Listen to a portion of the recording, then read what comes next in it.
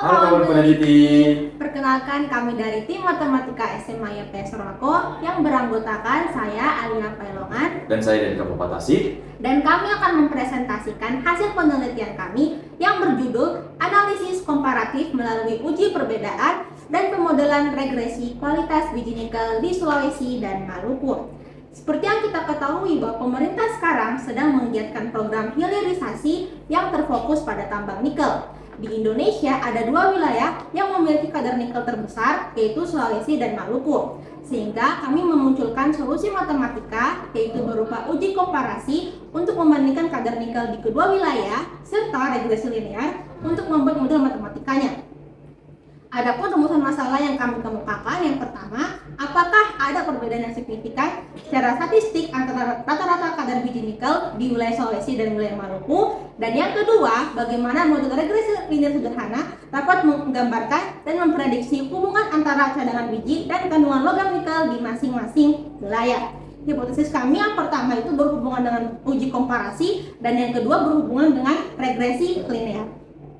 Nah, penelitian ini dilakukan pada tanggal 4 sampai 15 Agustus 2025 di tempat SMA YPS Sorowako. Nah, pengumpulan data kita lakukan dengan menggunakan sumber yang terpercaya yaitu kaggle.com. Nah, setelah itu kami akan memproduksi data. Nah, setelah data telah siap, kami akan melakukannya melalui dua tahapan, yaitu uji komparasi dan yang kedua analisis regresi linear. Nah, untuk uji komparasi, pertama kita akan menghitung kadar nikel pada tiap-tiap titik yang berada. Nah, setelah itu kami akan melakukan analisis deskriptif. Setelah itu kami akan melakukan uji normalitas. Nah, jika data berdistribusi normal, maka uji komparasi kita lakukan menggunakan independen seperti tes. Namun, jika data tidak berdistribusi normal, maka uji komparasi kita lakukan dengan menggunakan bandwidth. Nah, setelah itu kami akan menarik hipotesis.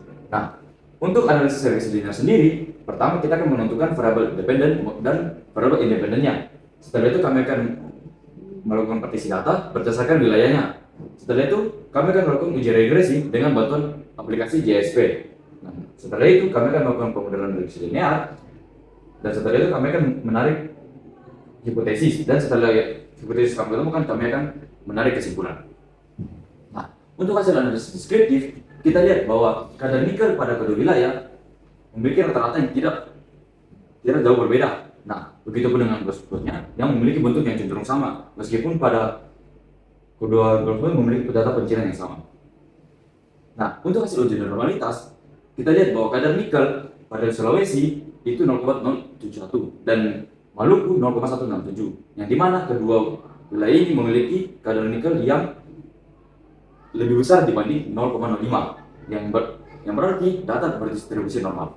Nah, dikarenakan data yang berdistribusi normal, kita akan melakukan independen seperti tes. Nah, berdasarkan hasil tes kami mengetahui bahwa kadar nikel memiliki p-value 0,783, yang dimana ini lebih besar dari 0,05. Nah, yang berarti bahwa tidak ada perbedaan yang signifikan di antara kadar nikel Sulawesi maupun Maluku.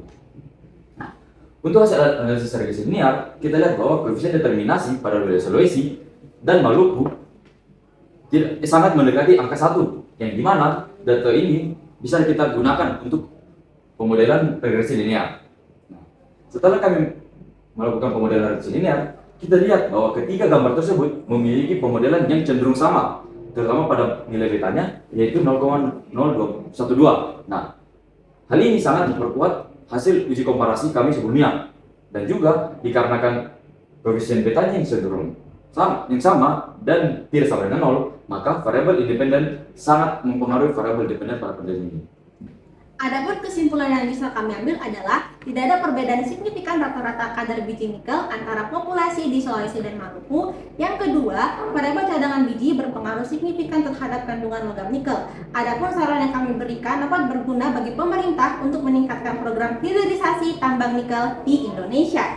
Sekian dari kami dan Terima kasih.